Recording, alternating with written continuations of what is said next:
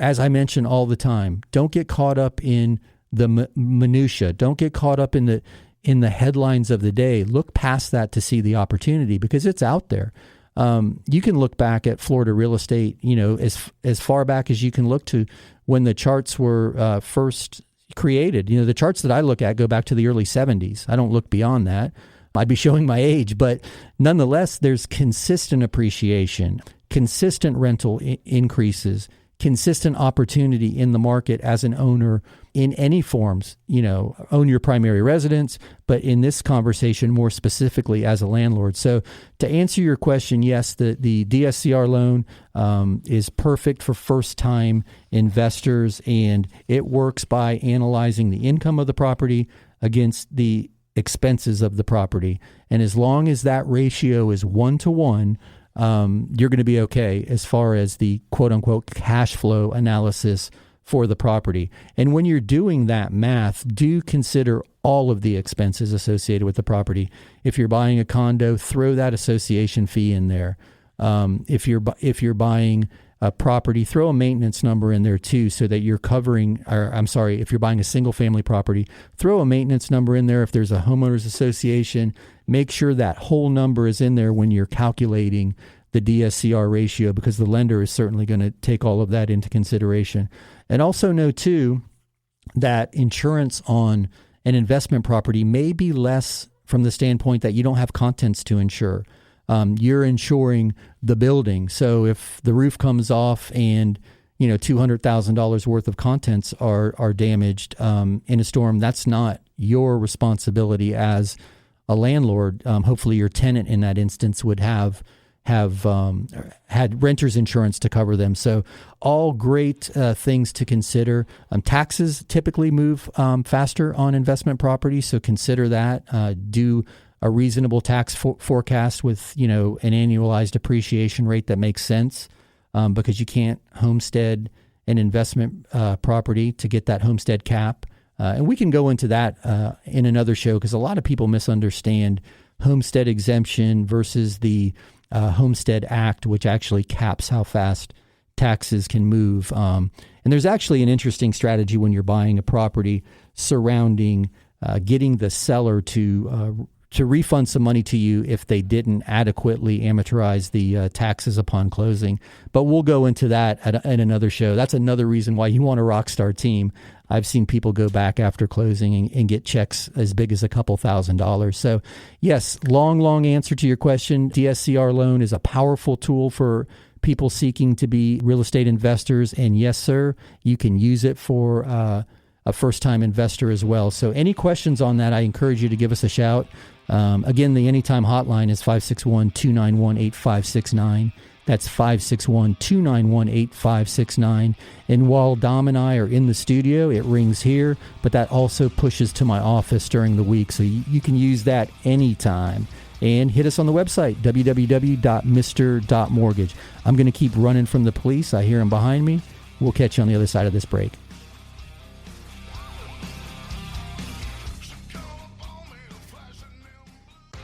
Hey, it's Mark Eitel here, host of the Mr. Mortgage Show. And you've heard me talk about the valuation tool that we use in our lending practice almost daily. It's not quite an appraisal, but it's way more accurate than one of those online estimates. And we're happy to run one of those reports for you at no charge. Just visit freevaluereport.org. That's freevaluereport.org. Give us a little information about the property, and we'll be happy to send you your report. That's freevaluereport.org. Here's another 5-star review.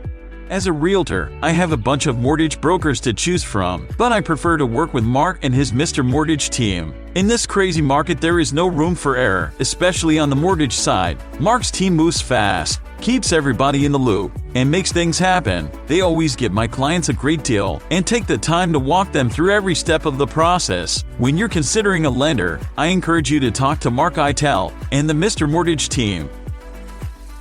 It's not every day that you need an appraisal, whether it's for a divorce settlement, estate planning, or maybe you're appealing a tax assessment, or you just want to make sure you have adequate coverage in your property insurance. When you need a certified appraisal, turn to my friends at soflappraisal.com. That's soflappraisal.com. Peter and his team have been appraising properties here in South Florida for decades. soflappraisal.com. And tell him you heard this on the Mr. Mortgage Show. Are inflation and everyday expenses eating into your retirement income? Maybe you've considered a reverse mortgage and have unanswered questions like, do I still own my property? Can the bank kick me out? What happens when I die? Can I still leave my house to my kids? These are all great questions. Visit www.moreaboutreverse.com to learn more. That's www.moreaboutreverse.com. www.moreaboutreverse.com. Welcome back to the Mr. Mortgage Show. Call us now, 561-291-8569. All right, I am back. They still haven't caught me yet. You can hear the police siren in that song that we enter the break with each time. So Mrs. Mortgage will be happy to know that I will be home for lunch after the show today. They haven't caught me yet. So anyway, as always, you can reach us on the Anytime hotline, 561-291-8569. That's 561-291-8569. Or visit the website if you prefer, www.mr.mortgage. That's Mr.Mortgage, nevereverever.com. So just to finish up a little bit on that investor question, and I think I answered it adequately that yes, the program works for first-time investors. But I just want to talk about the market for investors in general, because we talked about the opportunity that exists because rents are increasing. But there's an interesting strategy that's being widely encouraged right now, and I think it's amazing. And I've been around long enough that we didn't have all of these cool names for these strategies right when I got started. But now there's some really interesting acronyms and cool names. So there's something called the BRRRR strategy, and basically BRRRR is BRRRR. So just as it sounds, BRRRR. And what that stands for is buy, rehab, rent, refinance, and repeat. And what the BRRRR strategy encourages is, just as we were talking about, capitalizing on the market that we're in by buying rental properties.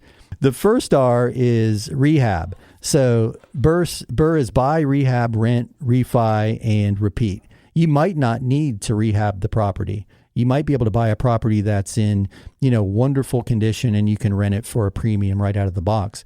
But should you need to do some rehab, that's where the refinance and repeat part of the strategy come in. So they're encouraging everyone to buy, get the property up to its highest and best use as a rental, so you're commanding the maximum rent. Get a solid tenant in there. Refinance the property because now it's producing more cash flow, theoretically. So now it's worth more. You can capitalize on the equity that you've created by making it more valuable from the sense that it's creating more cash flow. Pull some cash back out and go out and do it again.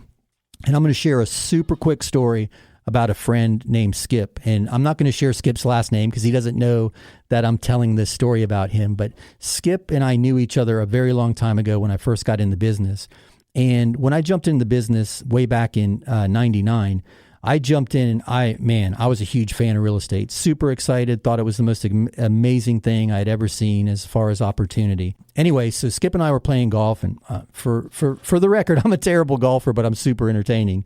And he put up with me. So we went around the links together and we were talking about this great new opportunity, this new career I was in, real estate.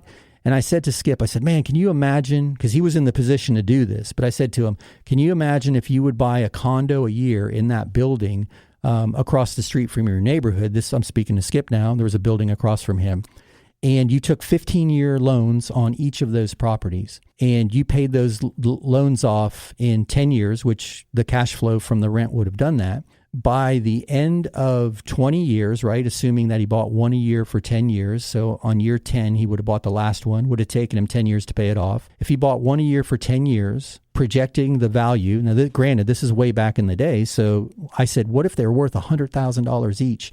After 10 years, you would own 10. After 20 years, they would all be paid off. and he was collecting about $1,000 a month in rent. So we golfed and had a few beers and a few laughs, and we came up with an idea that would have given him $1 million of real estate free and clear, assuming it never appreciated, and $10,000 a month in income. And he said, you know what, I'm going to do that, and I'm going to retire. Well, I lost track of Skip. He lived up in Titusville, and I connected with him probably 6 or 7 years after that initial conversation. And we were sharing war stories and the what have you been up to's, and he shared with me that he did exactly what we had talked about that particular day. But not only did he buy 10 condos across the street, and I don't know how many he bought, but he bought a bunch, more than 10. He bought 3 or 4 small 2-bedroom, 1-bath homes behind his neighborhood in the adjacent neighborhood, and did that whole scenario. He played it out as often as he could. And he was probably, I'm guessing now, early 50s, mid 50s when I caught back up with him, fully retired, a couple $1 million in real estate free and clear, and, $15,000, $20,000 in positive monthly cash flow. So there's opportunity out there. Don't let the market scare you.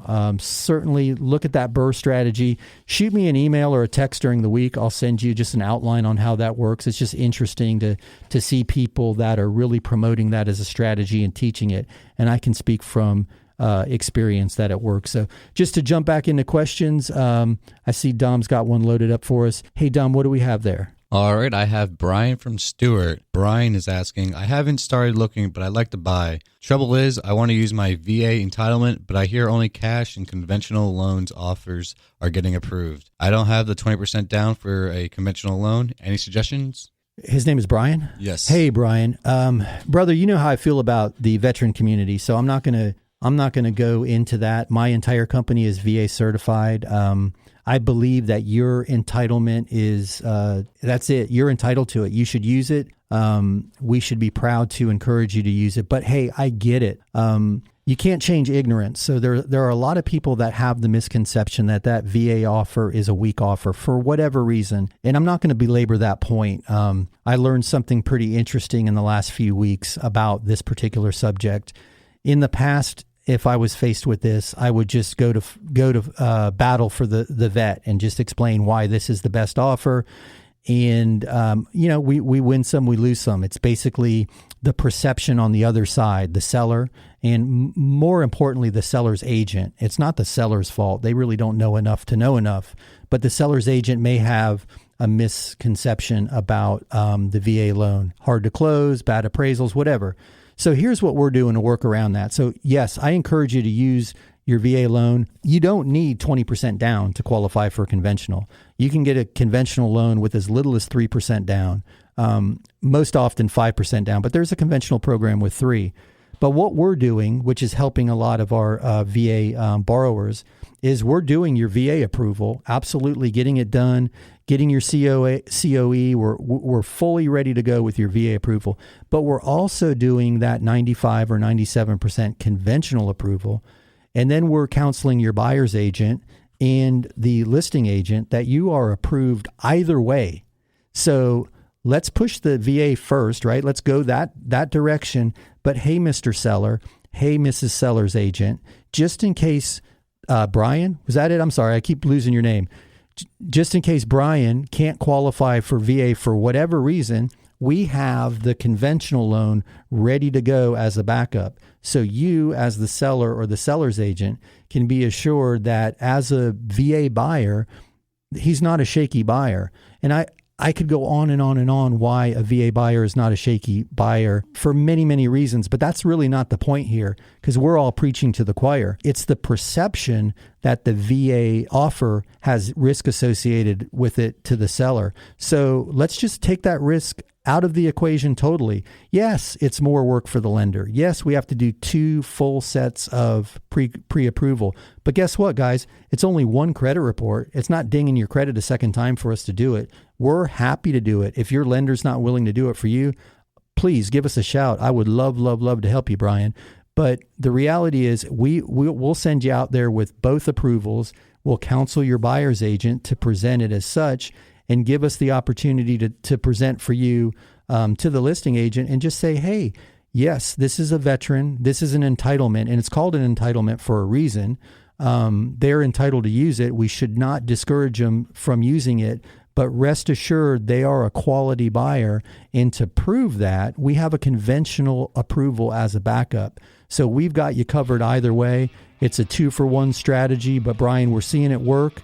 And I encourage you to keep on swinging, jump in. If this is holding you back, it shouldn't. Give me a call, 561-291-8569.